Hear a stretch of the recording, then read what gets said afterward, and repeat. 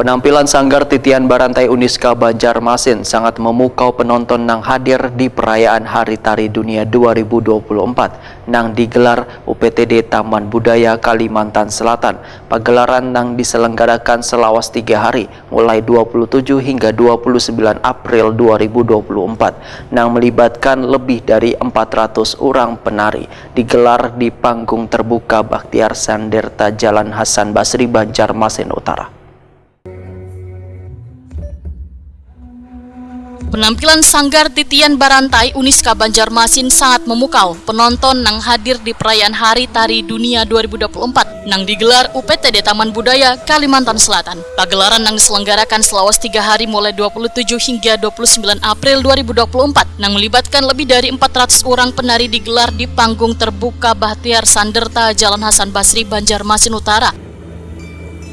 Terlihat 5 orang penari membawakan seni tari nang dibaringaran tari bangkit dengan penuh penghayatan hingga berhasil memukau ratusan penonton nang hadir malam Minggu 27 April 2024.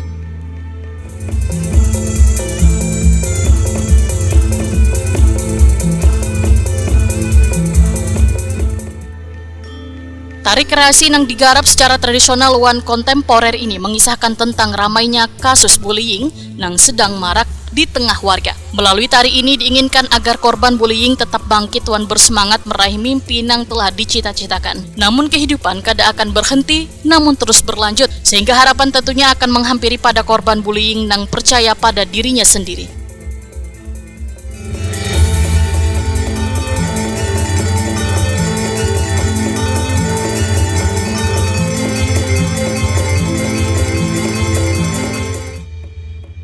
Arif Adiputra selaku penata tari Bangkit Wayah ditakuni Prima TV menyatakan sengaja mengangkat tari dengan kisah bullying ini agar bisa menyadarkan warga supaya kada melakukan bullying kepada siapapun lantaran bisa mengakibatkan orang lain menjadi kehilangan masa depannya.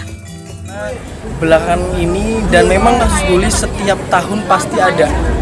Ibaratkan nggak pernah ada habisnya gitu. Jadi saya di sini ingin mengangkat kasus tersebut agar para penonton yang melihat tarian ini sadar begitu jahatnya kasus bully ini dan memang para korban ini harus benar-benar mendapatkan support dari manapun agar terus semangat untuk menjalankan hidup.